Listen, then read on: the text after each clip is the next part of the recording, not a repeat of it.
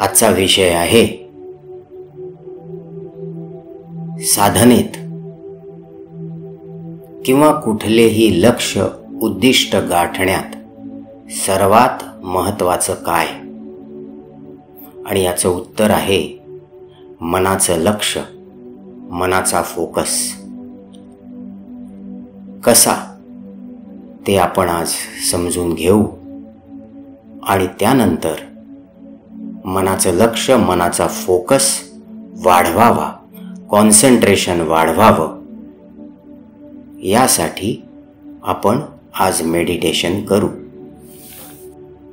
ध्यानामध्ये गोडी असलेली आणि नुकतीच ध्यान साधना करू लागलेली एक अमेरिकन विद्यार्थिनी आपल्या स्पिरिच्युअल टीचरकडे गेली आणि म्हणाली, ध्यान साधना छान जमावी याकरता मी न्यूयॉर्क शहरातील सर्वात मोठ्या स्पिरिच्युअल वस्तूंच्या दुकानात गेले आणि तिथून मी एक लाफिंग बुद्धाचा स्टॅच्यू आणला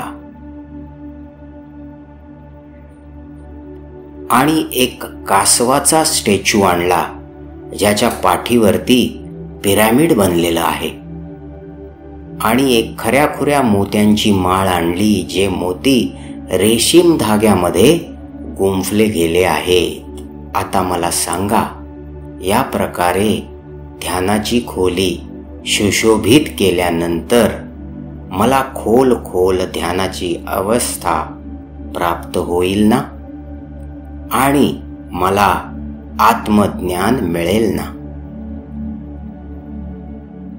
तिचा हा प्रश्न ऐकून तिच्या स्पिरिच्युअल टीचरने स्मितहास्य केले आणि तिला म्हणाले की फार फार वर्षापूर्वी भारतात एका आश्रमात घडलेली गोष्ट तुला सांगतो, म्हणजे तुझ्या प्रश्नाचे तुला उत्तर मिळेल. स्पिरिच्युअल टीचर सांगू लागले, एका आश्रमातील आचार्यांनी त्यांच्या एका विद्यार्थ्याला ध्यान साधनेची जागा स्वच्छ करून घेण्यास सांगितली. तेव्हा त्या विद्यार्थ्याने ती जागा व्यवस्थित झाडली, पुसून घेतली. एवढेच नव्हे तर त्याही पुढे जाऊन त्यांनी तिथे सुंदर सुवासिक अगरबत्त्या लावल्या आणि छान वासाची फुलं पसरून आचार्यांकरता आसन सुद्धा तयार केले. जेव्हा आचार्य साधनेसाठी तिथे आले तेव्हा विद्यार्थी त्यांना म्हणाला की या जागेच्या स्वच्छतेबरोबरच वातावरण निर्मितीसाठी मी ही फुलं सजवली, अगरबत्ती लावली, ज्यामुळे आपली साधना सफल होईल. त्यावर आचार्य स्मितहास्य करत विद्यार्थ्याला म्हणाले, ऐक ही महाभारतातील गुरु द्रोणाचार्यांची कथा. गुरु द्रोणाचार्य त्यांच्या विद्यार्थ्यांसोबत त्यांना धनुर्विद्या शिकवत असताना एकदा एक मातीचा पोपट तयार केला. त्याचा डोळा हे लक्ष्य होतं आणि तो मातीचा पोपट त्यांनी दूरवर ठेवायला सांगितला. नंतर त्यांनी त्यांच्या एका शिष्याला विचारलं की तुला काय दिसतं? त्यावर तो शिष्य म्हणाला की मला झाडे, पाने, फळे, फुले दिसत आहेत आणि त्यामध्ये ठेवलेला तो मातीचा पोपट सुद्धा मला दिसत आहे. त्यानंतर त्यांनी एक एक करून सर्व शिष्यांना विचारलं आणि सर्व शिष्यांनी साधारणतः याच प्रकारे उत्तर दिलं. सर्वात शेवटी त्यांनी अर्जुनाला विचारलं की तुला काय दिसतं? तेव्हा अर्जुन म्हणाला, मला फक्त पोपटाचा डोळा दिसतो. द्रोण म्हणाले, सोड बाण, आणि अर्जुनाच्या बाणाने डोळ्याचा वेध घेतला. आचार्यांनी ही गोष्ट सांगून आपल्या विद्यार्थ्याला म्हणाले की तू स्वच्छतेबरोबर सुशोभीकरण सुद्धा केलेस. यामध्ये तुझी विनम्रता दिसते, व्यवस्थितपणा दिसतो, सेवाभावी वृत्ती दिसून येत आहे. तू नक्कीच एक चांगला शिष्य आहेस. साधनेसाठी सर्वात महत्त्वाची गोष्ट ही आहे की मनाचे लक्ष कुठे आहे. लक्षात घे, जर मनाचे लक्ष ध्यानावर केंद्रित असेल तर सुशोभीकरणाची गरजच काय. कारण मन साधनेत मग्न आहे, मन ध्यानावर आहे, त्याला ही कुठली गोष्ट जाणवते. आणि जर मन ध्यानावर नसेल, अस्वस्थ असेल, चलबिचल होत असेल तर या सुशोभीकरणाचा फायदा काय. असे उदाहरण स्पिरिच्युअल टीचरनी आपल्या अमेरिकन विद्यार्थिनीला दिले आणि म्हणाले, आत्मज्ञान मिळवण्यासाठी, ध्यानस्थ अवस्था गाठण्यासाठी सर्वात महत्त्वाची गोष्ट असेल आपल्या मनाचा फोकस, आपल्या साधनेवर मन ठेवणे, आपल्या साधनेत खोल शिरणे. ज्या साधनेच्या वस्तू त्या दुकानांमध्ये विक्रीसाठी उपलब्ध आहेत त्यातून वातावरण निर्मिती नक्कीच केली जाऊ शकते. त्यामुळे सुरुवातीला आपल्याला प्रसन्न सुद्धा वाटेल. पण एक गोष्ट लक्षात घे, खरी साधना त्यापुढेच सुरू होणार आहे. कारण ध्यान हा आपल्या अंतर्मनातला प्रवास आहे. बाहेरील वस्तूंशी त्याचा काडीचाही संबंध नाही. खरं आहे की नाही. कुठला मुहूर्त, कुठली मुद्रा, ध्यानाची खोली, सुशोभीकरण या सर्व गोष्टी उपयोगी आहेत, नक्कीच आहेत. पण या गोष्टींच्या उपयोगाची मर्यादा त्या वेशीपर्यंत जिथे आपल्या अंतर्मनाचा प्रवास सुरू होतो. कारण हा प्रवास आपल्याला मनाने करायचा आहे आणि हा प्रवास म्हणजे आपल्या अंतरंगात खोलवर शिरणे. आजच्या ध्यानाला सुरुवात करूया. आपल्या अंतरंगात ध्यानस्थ होण्याचा, खोलवर शिरण्याचा प्रयत्न करूया. हे एक छोटंसं मेडिटेशन आहे. 5-7 मिनिटं आणि 5-7 मिनिटात सुद्धा सुंदर असं ध्यान, मनशांतीची अवस्था सहज गाठता येऊ शकते. आपला विषय मनाचा फोकस आहे आणि त्यामुळे ध्यान करत असताना मनाचा फोकस हा पूर्णतः पुढची 5 ते 7 मिनिटं इथेच या ठिकाणी ठेवायचा आहे. डोळे अलगद बंद करू. पाठीचा कणा ताठ, मान सरळ. आरामात बसायचं आहे. मांडी घालून आसनावर, जमिनीवर बसू शकतो किंवा खुर्ची सोफ्यावर बसू शकतो.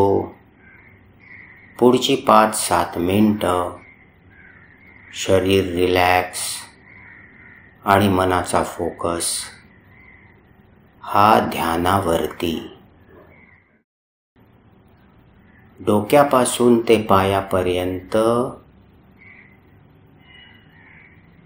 एक एक भागावर आपलं लक्ष जाऊ दे. आणि असं करत असताना शरीर संपूर्णतः रिलॅक्स आहे, शिथिल आहे, याचा अनुभव करायचा आहे.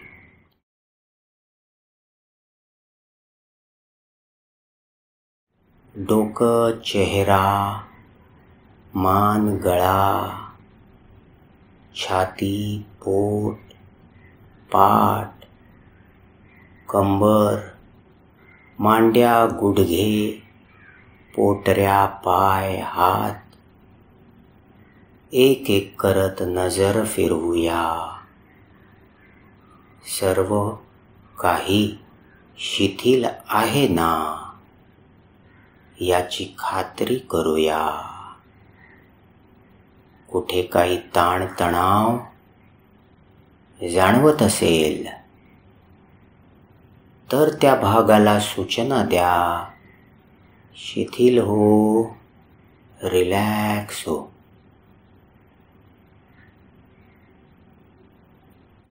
फार छान.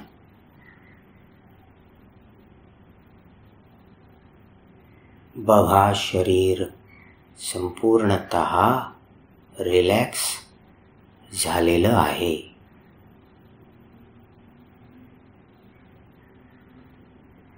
श्वास कसा येतो, श्वास कसा जातो ते पाहूया. श्वास आला, श्वास गेला. मन फक्त पाहत आहे. श्वास येताना शरीराची नैसर्गिकरित्या होणारी हालचाल मन पाहत आहे. पूर्ण लक्ष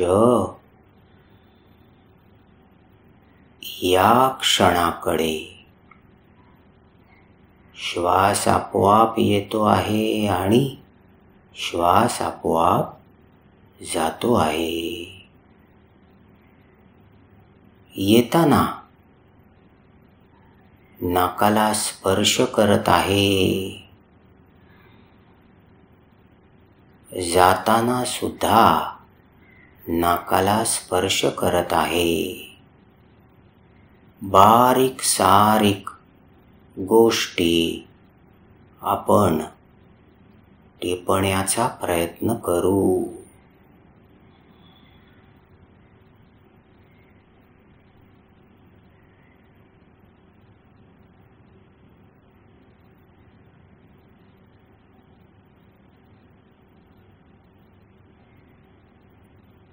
जन्मापासून आजपर्यंत आणि इथपासून पूर्ण जीवनभर हा नैसर्गिक श्वास अविरत चालू आहे.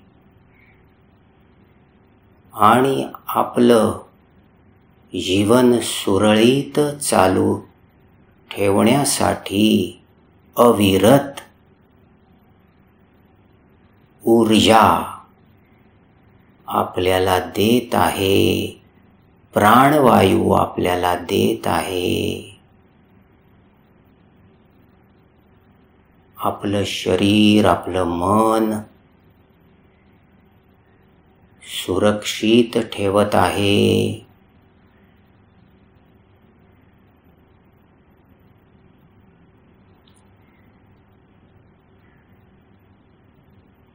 संपूर्ण लक्ष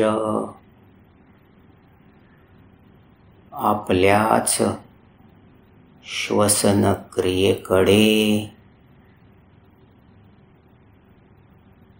हे जाणूया की ही श्वसन क्रिया शुद्ध आहे, स्वाभाविक आहे, आपोआप आहे. आपल्याला याच्यासाठी काहीही करावं लागत नाही.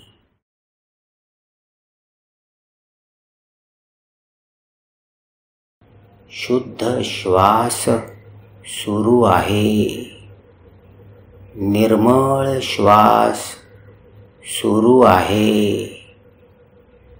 मन पूर्णतः लक्ष देऊन, फोकस करून फक्त पाहत आहे. हा ईश्वर स्वरूप शुद्ध श्वास, प्राणवायू मन पाहत आहे.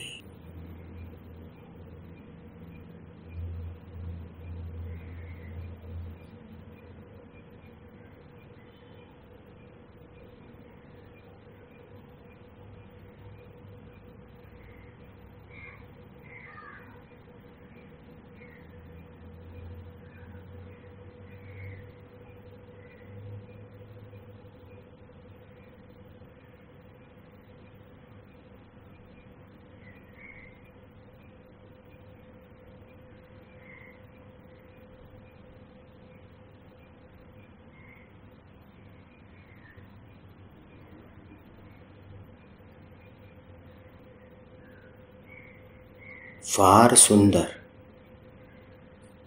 छान.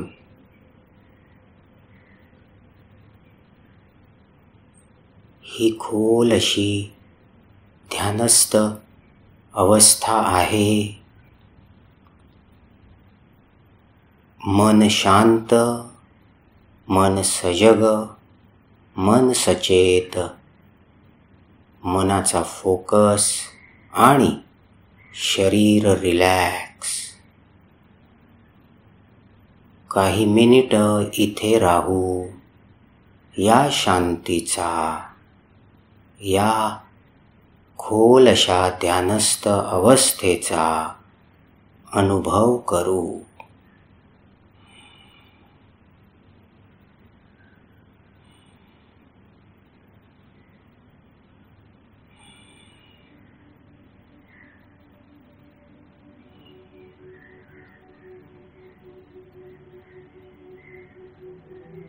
आता हळूहळू या अवस्थेतून बाहेर येऊया.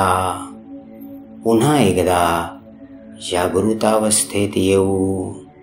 हळूहळू डोळे उघडा. प्रसन्न वाटत आहे, फार छान. आज आपण थोड्याच वेळामध्ये केवळ मनाचा श्वासावर, प्राणवायूवर आपल्याला जीवन ऊर्जा, जीवन संजीवनी देणाऱ्या या आपल्याच नैसर्गिक श्वसनावर फोकस केला, मनाचा फोकस केला आणि केवळ 5-7 मिनिटांमध्ये सुंदर अशी ध्यानस्थ अवस्था मिळवली. सुंदर, फार छान. आपण सर्वांनी आजच्या या सेशनमध्ये सहभाग घेतलात त्याबद्दल सर्वांचे स्वागत. धन्यवाद. Thank you very much. मंगल हो, शुभ हो.